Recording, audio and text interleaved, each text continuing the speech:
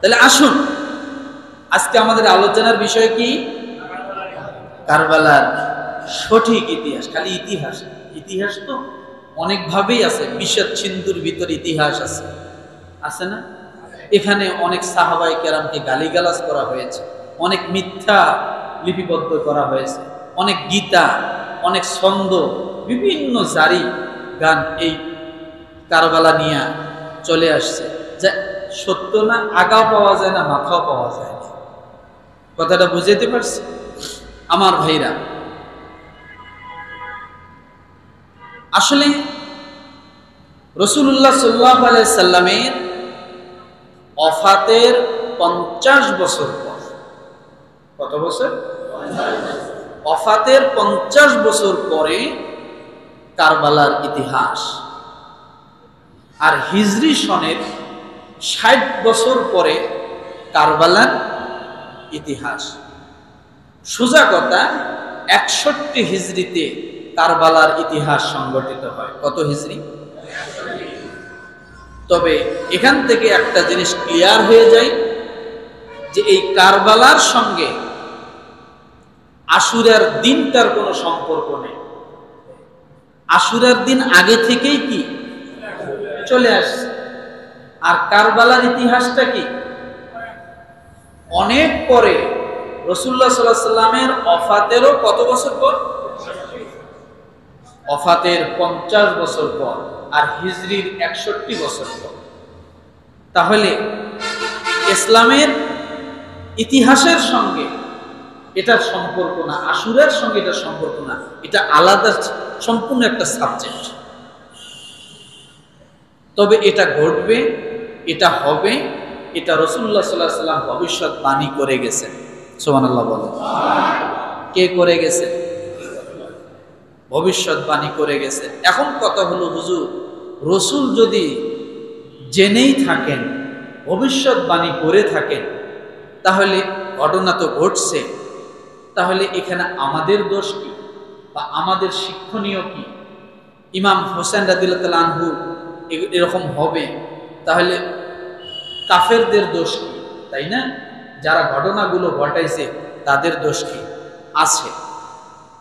ঘটনাগুলো সংগঠিত হবে, এটা ইতিহাস থাকবে, আর ইতিহাস থেকে আমাদের শিক্ষা থাকবে, এটাই বাস্তব।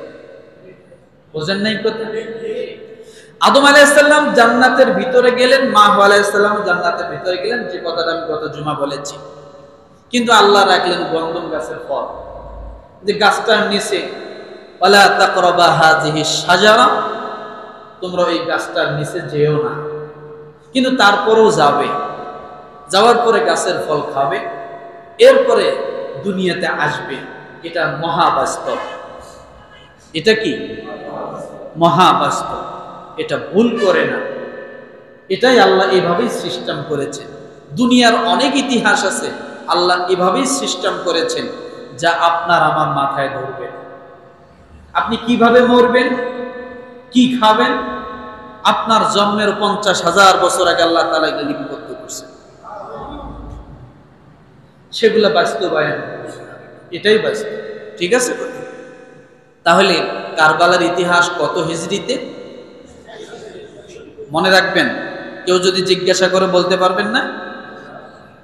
61 হিজরিতে। কারবালা এই শব্দটার অর্থ কি? এই শব্দের অর্থ হলো সংকট। কার শব্দের অর্থ কি? আরবিতে কার শব্দের অর্থ সংকট। বালা এই শব্দের অর্থ হলো মুসিবত। কি বলেন? তাহলে সংকট, মুসিবত, এই দুই শব্দের সমন্বয় হয়েছে কারবালা। মনে থাকবে? এটা শুরু কোথার থেকে, কি কারণে শুরু হলো? এবার কারণটা ধরব, খুঁজে বের করতে হবে। আপনাদেরকে রাজি আছেন? এক, এই পৃথিবীর জমিনে আল্লাহ রাসূল সাল্লাল্লাহু আলাইহি সাল্লাম যখন দুনিয়ার জমিনে ছিলেন, ইতিহাস শুরু করছি আমি, গভীর তথ্য, কেউ ঘুমাবেন না, আমার দিক তাকান। তখন রাষ্ট্র ব্যবস্থা ছিল দুই ধরনের। কয় ধরনের? আমরা এখন যে ভোট দেই, ভোট চুরি করি আর সরকার ক্ষমতায় যায়, এরকম কোন পদ্ধতি নবীজি যখন ছিলেন তার আগে এরকম কোন পদ্ধতি ছিল না। সমাজ ব্যবস্থার দুইটা পথ ছিল, রাষ্ট্র বলতে কিছু ছিল না, ভালো করে বোঝেন। তাহলে রাষ্ট্রপ্রধান দুইটা পথ ধরে আসতো। কয়টা? একটা হলো গোত্রীয় ভাবে, বিশাল এক গোত্র, এই গোত্রের একজন নেতৃত্ব থাকবেন, তিনি যা বলবে গোত্রের সব লোকটা মানতে বাধ্য। এই গোত্রীয় সমাজ ব্যবস্থা এটা ছিল আরব দেশগুলোতে। কোথায়? আরব দেশগুলোতে। ভালো করে বোঝেন কি ব্যবস্থা পেলাম, বলেন একটু। গোত্রীয় ব্যবস্থা, যে পুরা গোত্রের একজন নেতা হবেন, উনি যা বলবে ওনার নেতৃত্বে পুরো গোত্রটা কি চলবে। তাহলে নেতৃত্বের দিক থেকে এক নম্বরে পেলাম গোত্রীয় নেতৃত্ব, গোত্রভিত্তিক নেতৃত্ব। আরবের বাইরে আরেকটা নেতৃত্ব ছিল, আরেকটা শাসন ছিল, সেটা হলো বংশীয় নেতৃত্ব। কি বলেন তো? জোরে বলেন। বংশীয় নেতৃত্ব। গোত্রীয় নেতৃত্বের ভিতরে অনেকগুলো বংশীয় থাকতে পারে, কয়েকটা বংশ মিলিয়ে একটা গোত্র হতে পারে, কিন্তু বংশীয় নেতৃত্বের ভিতরে কি এক বংশের লোকেই কি করবে? নেতৃত্ব দিবে। এই বংশীয় নেতৃত্ব এটা আরবের বাইরে ছিল, আপনার ইতিহাসগুলো দেখলে বুঝতে পারবেন। এই বংশীয় নেতৃত্বটা কেমন ছিল?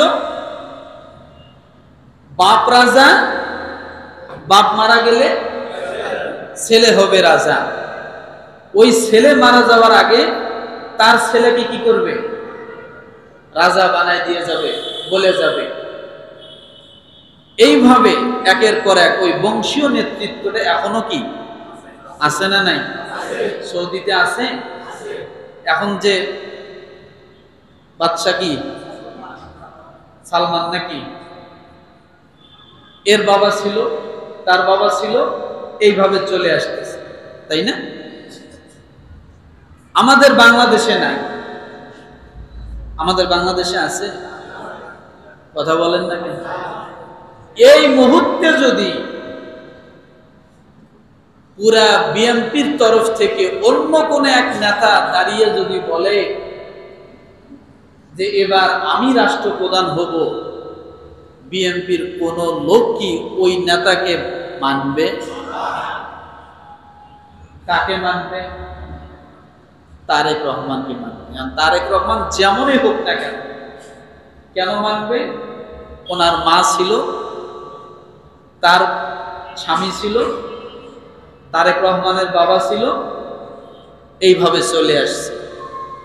বিগত সরকার যে চলে গেল, উনি কি এইভাবে ধারাবাহিকভাবে আসেনি? ওনার বাবা ছিল, উনি ছিল। ওই সময় যদি ওবায়দুল কাদের চাচা যদি খালি একটা কথা কইত যে আপাতত শেখ হাসিনার নেতৃত্ব মানি না, আমার নেতৃত্ব মানতে হবে, খুঁজে পাওয়া যাইত? কথা বোঝেন না? খুঁজে পাওয়া যাইত? এখন তো আনামে চলে গেছে, তখন আনাম দাও পাউডার বানাইতো। কারা বানাইতো? আওয়ামী লীগের লোকেরা বানাইতো। তার মানে কি অন্য ভিন্ন কারো নেতৃত্ব মানার মতো আমাদের সেই মানসিকতা নাই, যার কারণে দিন যত যায় তত আমরা গাতায় পড়ি, তত আমরা কি এই গাতার থেকে উঠতে আমরা পারি না, আর পারতেছি না, নিজেদের কপাল নিজেরাই ডুবাচ্ছি। এটা হয়ে আসছে। যাই হোক, রাসূলুল্লাহ সাল্লাল্লাহু আলাইহি ওয়াসাল্লাম দেখলেন যে যোগ্য অযোগ্যর কোনো পার্থক্য নাই, কানা হোক খোরা হোক, বাপ করে গেছে রাষ্ট্রপ্রধান, নেতৃত্ব দিয়ে গেছে, বা ছেলেকে দিতে হবে। রসুল দেখলেন যাকে দিল তার কোনো যোগ্যতা নাই। ওদিকে গোত্রীয় তারা নিজেরা নিজেরা গোত্রীয় ভাবে করে করে সমাজের মধ্যে দাঙ্গা হাঙ্গামা মারামারি ফাসাদ সৃষ্টি করতেছে। গোত্র গোত্র ভিত্তিক বছরের পর বছর এক একটা গ্যাঞ্জাম 70 বছর 80 বছর ধরে চলতেছে। আউস এবং খাজরাজের ইতিহাস আপনারা পড়েন, ওখানে দেখতে পাবেন কত বছর ধরে গোত্রীয় যুদ্ধ চলে আসছে। এখন মনে হয় নাই, হ্যাঁ বংশীয় আছে না? বিশেষ করে এই অঞ্চল না থাকলেও এই অঞ্চল আছে, তার মধ্যে একটা জেলা আছে মনে হয় সবচেয়ে বেশি। কোন বাড়িয়া? আমি কইছি কোন বাড়িয়া? আমি বলি নাই, কিন্তু আপনারাই বললেন। এখনো মারা হয়। সেদিন আমার কাছে ডকুমেন্ট আছে, একটা বাড়ি ভাঙছে। এই বাড়িটার এই যে ভাঙার যে মারামারিটা 130 বছর ধরে চলে আসতেছে। কত বছরে মারামারির শুরু? 130 বছর। সেদিনও আসি বাড়িঘর ভাঙল, যুদ্ধ 130 বছর ধরে চলতেছে। যাই হোক, কথা হলো ওটা না। আল্লাহর নবী দেখলেন গোত্রীয়রা তারা মারামারি করে, এক গোত্র আর এক গোত্র, তারা রাজত্ব করে, তারা ক্ষমতা করে। আরেক দিকে দেখলো বংশীয় মর্যাদায় যারা বংশভিত্তিক রাজবংশ হিসেবে তারা নেতৃত্ব করে, বাহিরের মানুষ শুধু ভোগ গেলে। আল্লাহ নবী দুই সিস্টেমকে বাতিল করে একটা সিস্টেম জারি করে দিলেন, সেটার নাম হলো খেলাফত। কি বলেন তো? কি বলেন? খেলাফত। খেলাফতকে প্রতিষ্ঠিত করলেন। পরামর্শ মাফিক ভিত্তিক যোগ্য ব্যক্তিকে নেতৃত্ব দিতে হবে, অযোগ্য ব্যক্তি যাতে ঢুকে ফাসাদ সৃষ্টি করতে না পারে। এই পরামর্শ ভিত্তিক রাষ্ট্রীয় ক্ষমতায় যাওয়ার জন্য খেলাফত প্রতিষ্ঠিত হলো। সে খেলাফত প্রতিষ্ঠিতের ভিতর পরামর্শ ভিত্তিক আল্লাহ রাসূল সাল্লাল্লাহু আলাইহি ওয়াসাল্লাম ওফাতের পরে ক্ষমতায় আসলেন হযরত আবু বকর সিদ্দিক রাদিয়াল্লাহু তাআলা। জোর করে, রাতের ভোটে, পুলিশ দিয়া, র‍্যাব বাহিনী, পরামর্শ ভিত্তিক যোগ্যতার ভিত্তিতে রাষ্ট্র ক্ষমতা খেলাফত পাইলেন। তার নাম কি? তিনি খেলাফত কাল পরিচালনা করলেন 2 বছর 6 মাস। কয় বছর? 6 মাস। ওই যে একটা কথা বলছি, আল্লাহ তাআলা বলছেন সূরা তাওবার 101 নম্বর আয়াত, যে মুসলমানের ভিতরে একটা দল আছে, আমি আল্লাহ তাদেরকে ডবল শাস্তি দিব। ওই দলটা গজায় গেল। গজিয়ে যাওয়ার পরে হত্যা শুরু হয়ে গেল। আবু বকর সিদ্দিক রাদিয়াল্লাহু তাআলা চলে গেলেন দুনিয়া থেকে। তিনি থাকা অবস্থায় কাউকে খেলাফত দিয়ে যাননি। তিনি থাকা অবস্থায়, বোঝেন কথাগুলো বুঝতে হবে, সমস্যাটা কোথায়। তিনি থাকা অবস্থায় কাউকে খেলাফত দিয়ে যাননি। তিনি যখন ওফাত করলেন, চলে গেলেন, তারপর আবার পরামর্শ মাফিক ভিত্তিতে হযরত উমর রাদিয়াল্লাহু তাআলা আনহুকে খেলাফত দেওয়া হলো। এবার বলেন, আবু বকর রাদিয়াল্লাহু তাআলা আনহু আর উমর রাদিয়াল্লাহু তাআলা আনহু এই দুইজনের সম্পর্ক কি? গোত্রীয় সম্পর্ক না, বংশীয় সম্পর্ক না, দুইজন সম্পূর্ণ দুই দিকের মানুষ। তার মানে বোঝা গেল এখানে গোত্রও আসে নাই, বংশীয় নতুন জায়গা থেকে নেতৃত্ব আসতেছে পরামর্শ ভিত্তিক।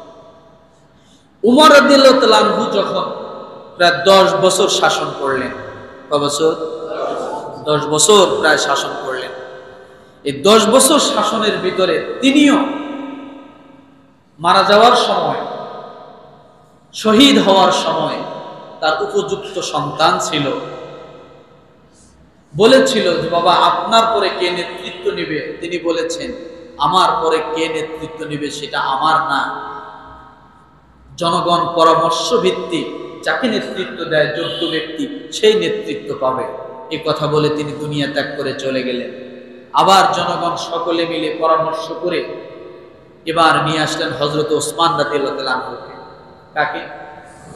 হযরত ওসমান রাদিয়াল্লাহু তাআলা আনহু।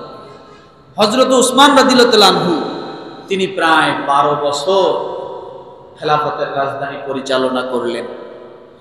এবার বলেন উমর রাদিয়াল্লাহু আনহু আর উসমান রাদিয়াল্লাহু আনহু সম্পর্কে কি হয়? বংশের কিছু, গোত্রের কিছু, নতুন জায়গা থেকে আসছে।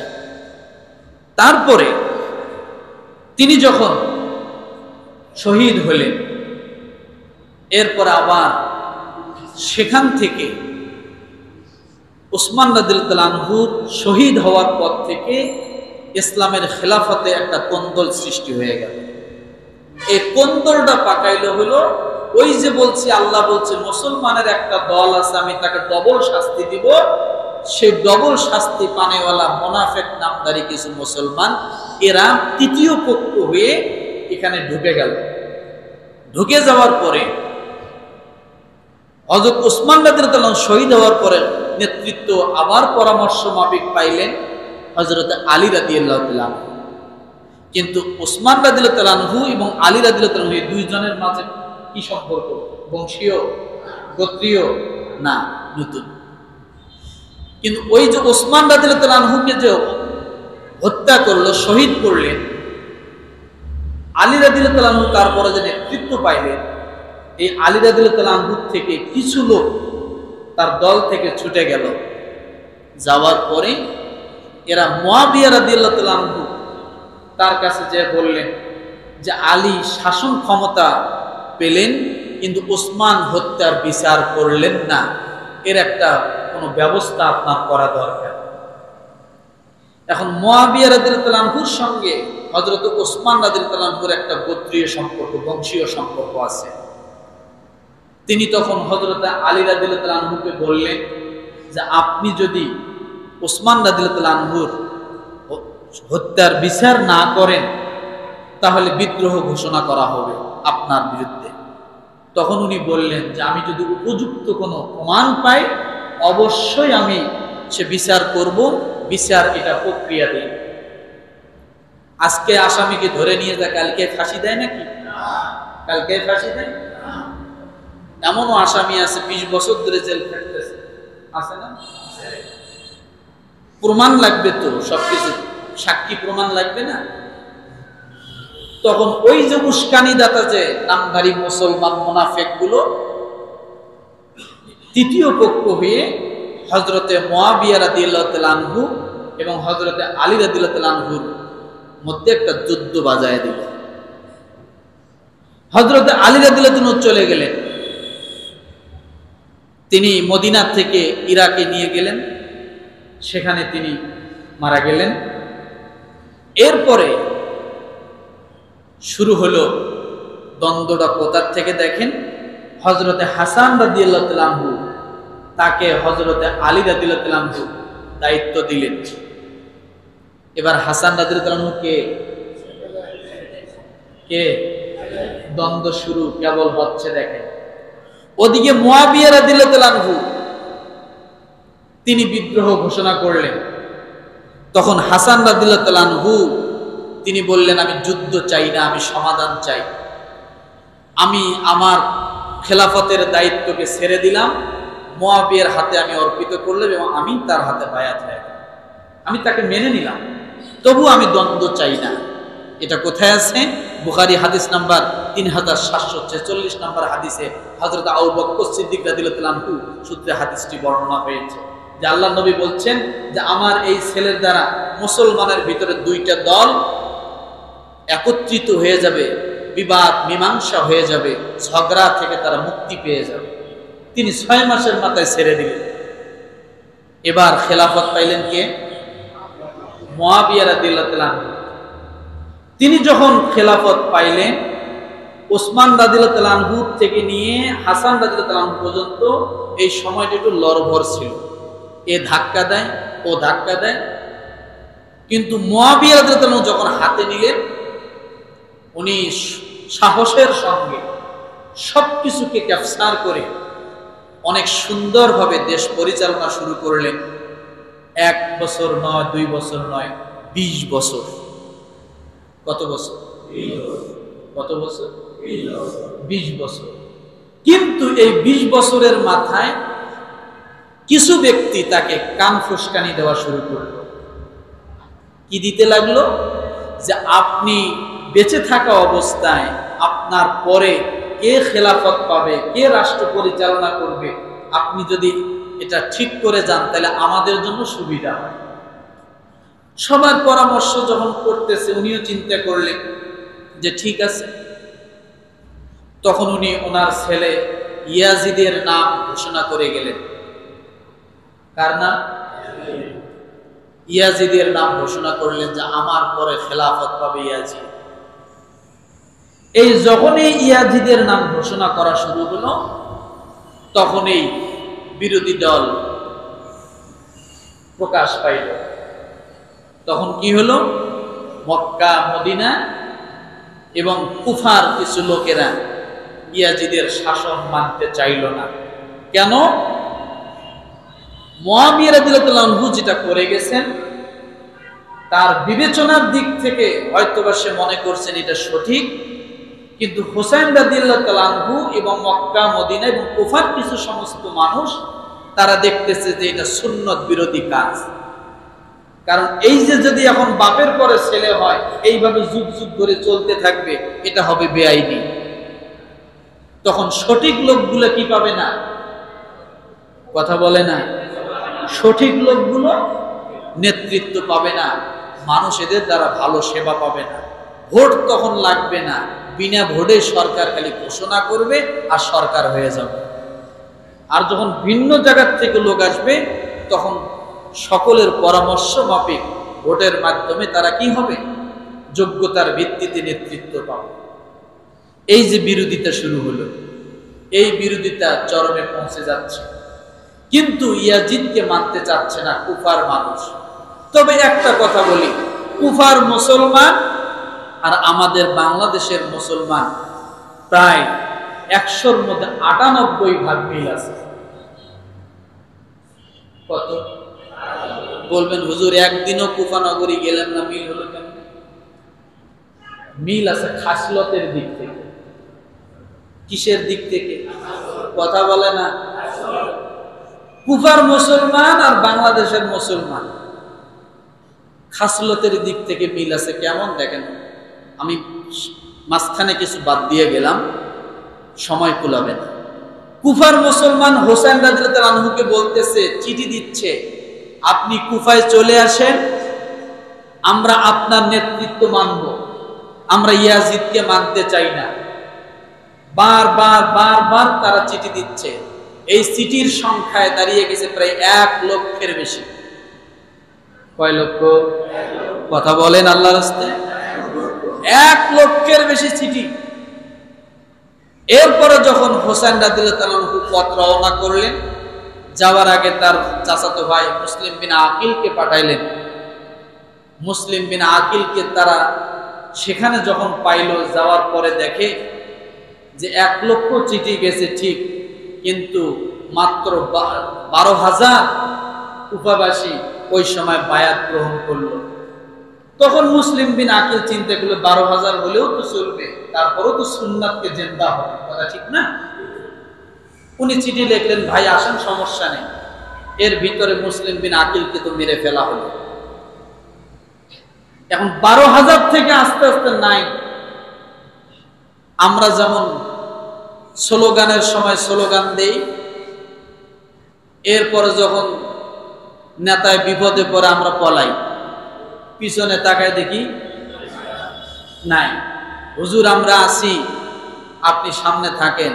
হুজুর যখন আপনাদের বলে বলিয়ান, আল্লাহর সহযোগিতায় যখন সামনে আগায়, তখন আমরা কি করি?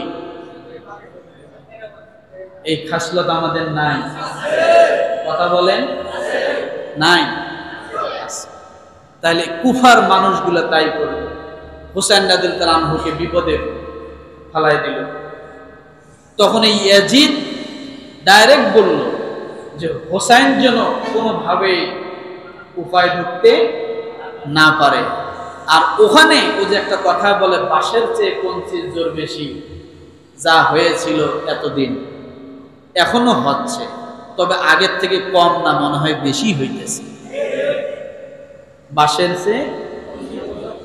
চেয়ে নেতা যে কত নেতার সংখ্যা গনিয়ে এখন আর শেষ করা যাবে না।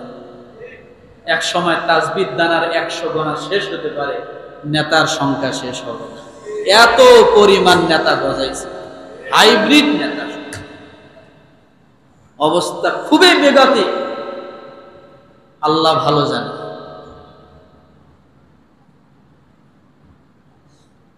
তখন ইমাম হোসাইনকে ঠেক দেওয়ার জন্য ইবনে জিয়াদকে বললেন, তুমি ইমাম হোসেনকে ঢুকতে দিবে না। তখন ওই কুফার নগরে গভর্নর ছিলেন নোমান বিন বাশির, তাকে সরায় দেওয়া হলো। দেওয়ার পর কঠিন হৃদয়ের একজন ব্যক্তিকে গভর্নর বানায় দেওয়া হলো। এ পাইছে সুজন, এ কিছু মাত্র পুরস্কারের আশায় আল্লাহ রসুলের নাতিদয়ের উপরে এমন নির্মম ব্যবহার করলো, আচরণ করলো। ইতিহাসে তারা একবারে জালেম হিসেবে অতল তলদেশ অন্ধকারে জাহান্নামের কীট হয়ে পড়ে গেল। আর আল্লাহ রসুলের নাতিদয় আজকেও পর্যন্ত সারা পৃথিবীর মানুষ স্মরণ করে। কথাটা বোঝেন নাই মনে হয়? এই জিনিসটাই আমাদেরকে বুঝতে হবে। এখান থেকে আমাদের মূল শিক্ষাটা কি? মূল শিক্ষা হলো, রসুলের একটা সুন্নাতকে কেউ ব্যতিক্রম করবে, সে যেই হোক না কেন, সেক্ষেত্রে ছাড় কেউ দেওয়া, ছাড় না দিতে যাইয়া যদি জীবন চলে যায়, তারপরেও জীবন দিতে হবে। তবুও ডাইন বাম করার শক্তি কারো। ইমাম হোসেন রাদিয়াল্লাহু আনহু তিনি কি যুদ্ধ করার জন্য গেছিলেন? যুদ্ধ করার জন্য গেলে 2 মাসের বাচ্চা 6 মাসের বাচ্চাকে তিনি কোলে নিয়ে যাইতেন না, নারী শিশুদেরকে নিয়ে যাইতেন না। যুদ্ধের ময়দানে নারী শিশুদেরকে নেয়, যুদ্ধের জন্য নেয় না। তিনি গেছেন আল্লাহ রসুলের সুন্নাতকে জিন্দা করার জন্য। কি করার জন্য? যে খেলাফত হওয়া দরকার কিভাবে, খেলাফত হচ্ছে কিভাবে। এই সুন্নতের ব্যতিক্রম যখন হচ্ছে, তখনই আজকে অবস্থা এই হয়েছে, যারা রাজা তারা দেশটার মালিক মনে করে যে আমরা দেশের মালিক, আর যারা প্রজা তাদেরকে চাকর মনে করা হয়।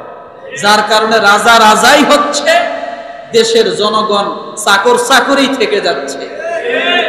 কপালের কোনো পরিবর্তন আসতেছে, কপালের কোনো পরিবর্তন। এই মুহূর্তে যদি একজন আল্লাহওয়ালা ব্যক্তি, নামাজি লোক, সৎ মানুষ, দুর্নীতি করে না, ঘুষ খায় না, সুদের সাথে জড়িত না, আল্লাহর বান্দা তাহাজ্জুদ বুঝেন, এরপরে সাদাবাজিতে নাই, ঠেকবাজিতে নাই, দখলদারিত্বে নাই, এমন একজন ব্যক্তি যদি বলে যে আপনারা মুসলমান, আমাকে ভোট দেন, আমি দেশটাকে তাকওয়ার ভিত্তিতে পরিচালিত করব, আমরা কয় নাম্বার নামাজি আর কয় নাম্বার মুসলমান ওই ভোটের বাক্সতে গেলে প্রমাণ হয়ে যাবে। নামাজ পড়তে রাজি, কপালে দাগ ফেলাইতে রাজি, কিন্তু ইসলামী শাসন আনতে আমরা রাজি না। কোরআন পড়ি কিন্তু কোরআন বুঝতে রাজি না। জিকির করি, কালেমা লা ইলাহা ইল্লাল্লাহ পড়ি, লা ইলাহা ইল্লাল্লাহর অর্থ জানতে রাজি না। কথা বোঝেন নাই মনে হয়? যার কারণে আমাদের কপালের কোনো পরিবর্তন হবে কিনা এটা মহান আল্লাহ ভালো জানে। আমি বলি যে কপালে আগুন লেগেছে, বাংলাদেশের সমস্ত ফায়ার সার্ভিস দিয়ে যদি এই কপালের আগুন নিভাতে চান, নিভবে না। ভারতের থেকে যদি আপনি ফায়ার সার্ভিস হাওলাত করে এনে যদি কপালের আগুন নিভাতে চান, নিভবে না। মায়ানমার থেকে যদি আনেন, নিভবে না। কারণ যতক্ষণ পর্যন্ত নিজের পরিবর্তন না আনবেন, ততক্ষণ পর্যন্ত কপালের আগুন নিভবে না। কিন্তু আমার কপালের আগুন তো আমি নিজেই নিভাইতে জানতেছি না। আমি তো নিজেকে ধাক্কা দিয়ে আগুনের মধ্যে ফালাচ্ছি। ছেলে বাপকে ঠ্যাক দেয়, ছেলে বাপকে ঠ্যাক দেয়। নোয়াখালীর এক ঘটনা, মসজিদ করতে যাবে, সেখানে যাইয়া চাঁদা চায়, কোটি টাকা চাঁদা চাইছে, তা না হলে মসজিদ করা যাবে না। তাহলে এই কপালের পরিবর্তন কবে হবে? বাংলাদেশে এত মুসলমান থাকতে এখনো যারা ইসলামী দল করে বা ইসলামের পথে কথা বলে, তারা এখনো চুপসে আছে, তারা এখনো উজাড় কণ্ঠে কথা বলতে পারে না, জোরে আওয়াজে কথা বলতে পারে না। তাহলে আমরা কোন মুসলমান, কোন মুসল্লি, কোন কালেমাওয়ালা, আমার জন্য কোন জান্নাত আল্লাহ রাখছে আল্লাহই ভালো জানে।